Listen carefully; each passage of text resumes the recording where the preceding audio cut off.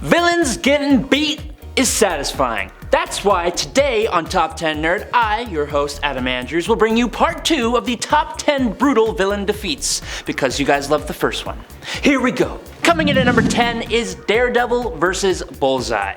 Imagine being the guy who continuously gets his butt handed to him by Daredevil to the point that you've been saved and brought back to multiple times with enhancements, and he still leaves you stuck in an iron lung with the ability to do nothing but stare and talk very quietly. Imagine being that guy, and in another act of attempted vengeance, you mastermind a whole evil plan to get your revenge with your limited communication abilities, and then in Daredevil Volume 3, number 27, this red-suited man without fear unravels your plans and then makes sure the jar that's keeping you alive gets filled with a toxic chemical, leaving you completely blind.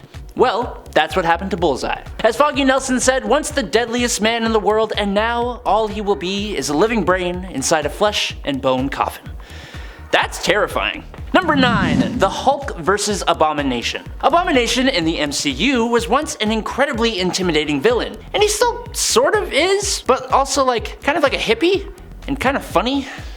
In the comics though, Emil Blonsky is absolutely ruthless. General rule for the MCU movies for you right here. If you like a character, just imagine them doing everything they do, but turn it up to 10 and then you'll have their comic book counterpart.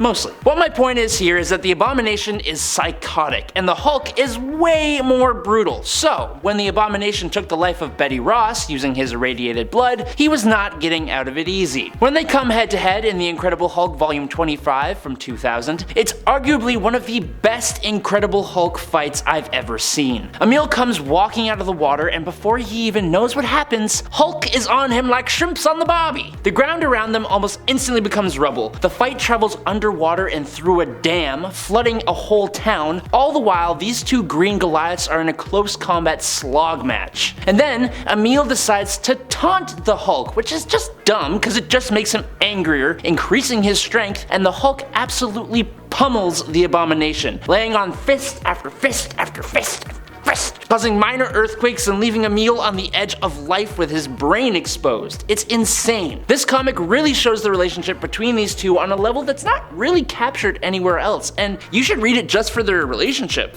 honestly. Number 8. Batman vs. Thugs. Have you ever played the Batman Arkham games? The combat in those games is absolutely fantastic, but it still leaves me wondering how many of these random street thugs actually survive after their interaction with Batman, because I doubt it. He hits hard, and he is pretty unforgiving about it, which serves his whole point of instilling fear, sure, but I think because these nameless thugs are cannon fodder, they essentially get the worst beatings of most of Batman's villains, and we never hear from most of them again. So that tells you all you need to know. As an example, let's talk about a group of thugs in the All-Star Batman and Robin series, issue number 7. Now this comic is written by Frank Miller, who seems to be able to get away with making Batman do pretty much anything, I guess. There's no rules with Frank Miller. In the opening pages of the issue, Batman comes speeding into a group of armed thugs, foot first, maniacally laughing like the Joker, and talking in his head about how Gotham is full of cockroaches. He relishes in the fact that the criminals are so scared that they are disposing of each other accidentally, and then he sets fire to a bottle of bleach and tosses it into the criminals, blanketing them in fire, and then continuously beating the snot out of them while they're on fire. And then what happens next? You'll never guess, because Black Canary pops up out of nowhere, and these two superheroes just start making out and getting busy while the thugs are literally barbecuing in the background. Unfortunately, yes, this is Batman, but not my Batman. Number 7. Superman and the Manchester Black Beatdown. What's so funny about truth, justice, and the American way? I don't know. But what I do know is that the Superman story that uses that question as its title, also known as Action Comics issue number 775 for any of you who want to know, is awesome. Essentially, this comic sees the arrival of a group of heroes called the Elite that fight crime, but in an incredibly bombastic and brutal way with no regard for lives lost. This flies directly in the face of the moralities of heroes like Superman and Batman, but apparently not. The leader of this band of villainous heroes goes by the name Manchester Black, and he has an incredible level of telekinesis, able to punch a hole in a mountain with a simple thought. He is incredibly capable, and so are his team, fixing problems before Superman can even get to the scene. Now eventually, Superman, attempting to stop them from operating using such brutal forms of justice, gets his butt handed back to him during one of their first altercations. But that was Superman with the gloves on. As fast as a speeding bullet, Superman takes down the other 3 members of the Elite, leaving only Manchester Black left. Now in a move colder than I've ever seen before, Superman subtly uses his heat vision through Manchester's eye and cuts the connection between Chester and his telekinetic powers. Essentially, he lobotomized Chester using his heat vision, taking the ability to use his powers at least until the JLA could arrive, and he left the Elite in an unconscious dog pile. Number 6. Magneto beating Apocalypse. Magneto and Apocalypse are 2 incredibly powerful mutant villains with frighteningly similar goals, and yet we never really fully see them teaming up. But we also rarely ever see them fight either, except in the Age of Apocalypse reality. In this world, the Mutant Legion had gone back in time in an attempt to bring an end to Magneto, but he inadvertently caused the passing of Xavier, his father, which led to a world where Magneto forms and leads the X-Men, and Apocalypse has nearly taken over the whole world. This all came to a head in X-Men Omega. Now, on paper, while Magneto is powerful with a capital P, when compared to Apocalypse, he should be a walk in the park for the second mutant to ever exist, and their fight going on simultaneously with about 3 or 4 other little skirmishes is intense. It's full of great lines, crazy twists and turns, but the best part is right near the end. Apocalypse has Magneto on the ropes, and he gloats in his own glory, wondering why the Master of Magnetism isn't fighting back. Now staring straight into Apocalypse's eyes, Magneto says,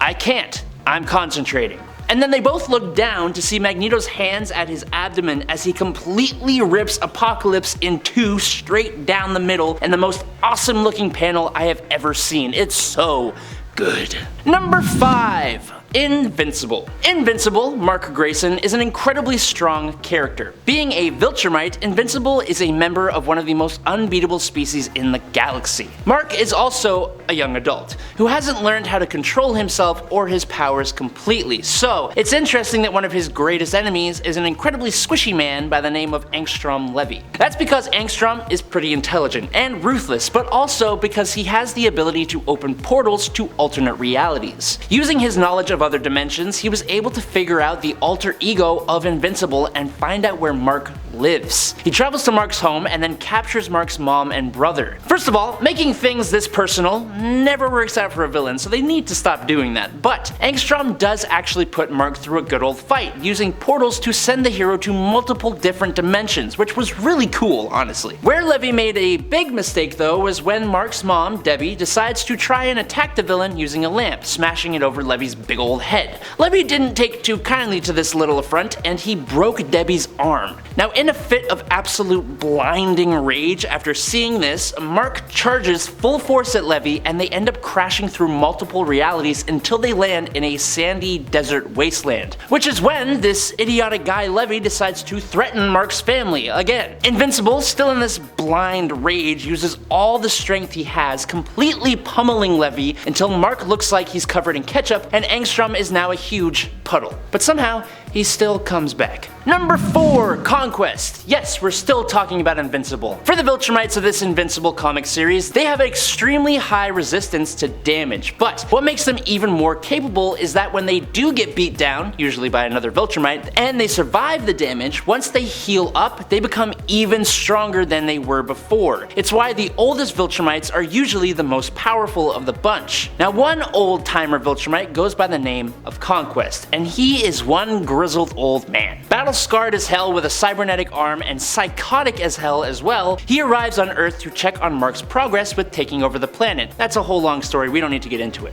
Essentially, he arrives after Mark had just gone through some I can't say that. So Mark is not in the best mood, but Conquest does not care, and these two have an absolute slog of a battle over the course of 4 issues of the comic. It's insane. Conquest takes a few hits, sure, but Mark is no match for this guy in the slightest. In an attempt to help Invincible, his girl, Adam Eve, decides to show up on the battlefield and lend a hand, and she was far out of her league, but she's very powerful, didn't really matter. Conquest punched a hole right through her. This was the line that you just don't cross. It sends Mark into a frenzy.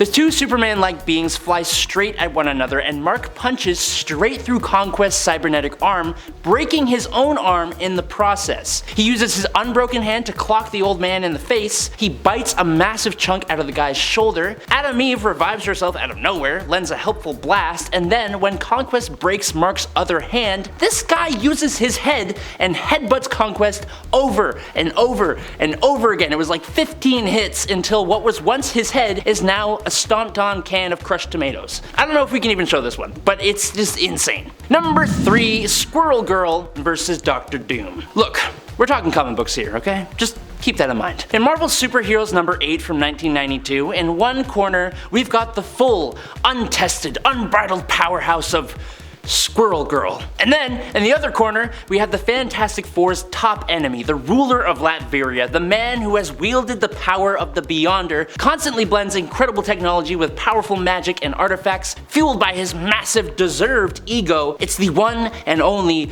Dr. Victor Von Doom. Who's the winner? Obviously, it's Squirrel Girl, what the hell? Summoning a monstrous horde of squirrels that completely swarm Doom as he cries out, "My much vaunted technology decimated by these gnawing rodents." And he escapes through a trap door, diving into a river and leaving behind his mask, which Squirrel Girl takes as a trophy. Of all the defeats on this list, this one is definitely brutal. Completely tore that man's pride straight from him and sent him running and screaming with a whole cacophony of squirrels. Damn. That was kinda fun. Number 2, Mr. Dumpo. I know, I'm surprised the Punisher has not shown up on this list too, until now. Honestly, I can tell you why. The Punisher doesn't really have that many memorable villains because his whole thing is that he doesn't let them live. Usually his villains are gone from existence by the end of the issue, and definitely before the end of the series. And usually he does it very quickly and very easily, but definitely not always. In the Punisher Volume 5, number 11, the Punisher is facing off against a guy called the Russian, who was hired by another bigger bad who we talk about just in a moment. When the two finally come face to face, the fight sees them tumble through Frank's apartment building, crashing into the apartment of Frank's neighbor, Mr. Dumpo. Mr. Dumpo is not the smallest man. In fact, I'd say he's quite large. Yeah, that's how I'd put it. Using a fresh out of the oven scalding hot slice of pizza belonging to Mr. Dumpo, Frank burns the Russian's face, and then Frank then takes Mr. Dumpo and tosses him on top of the Russian and dogpiles on top, suffocating the Russian to his demise. Could you imagine going out like that? Just take a moment and think about it. That would be horrible. Number 1, Gnucci. That's how I'm gonna say it. I said we were about to talk about another Punisher villain, and I wasn't lying. Gnucci, or Gnucci, or however you tell me how you pronounce that in the comments below. Just I can't figure it out. She's the head of the Gnucci crime family, so yeah, she ain't really a nice lady. Now, before the moment I'm about to talk about, Frank had thought that he had already neutralized the threat of old Ma here, and that's because he literally fed her to a gaggle of polar bears. Now, while they didn't finish her off, the bears did happen to relieve Ma of her arms and legs. It was that action that prompted the hiring of the Russian at the last point. Now in the Punisher Volume 5, number 12, after taking down about 80, yes 80 of her thugs, Punisher comes back to finish the job. 80 men were already obliterated, so no one was willing to lend the legless and armless head of crime a hand as Frank burned down her mansion. She put up a decent fight with no limbs though, sort of. After she attempted to gnaw his ankles off, unsurprisingly unsuccessfully, Frank uses his big old foot, plus the muscles in his leg, and not so gently places this helpless, horrible woman into the burning pyre that used to be her home. Cold. Or hot, actually, cause fire. But that's all I've got for you today. Hopefully we can do a part 3. But until next time, I'm Adam Andrews, this is Top 10 Nerd. Thank you so much for watching, and I'll catch you all on the flippy flop. Peace out.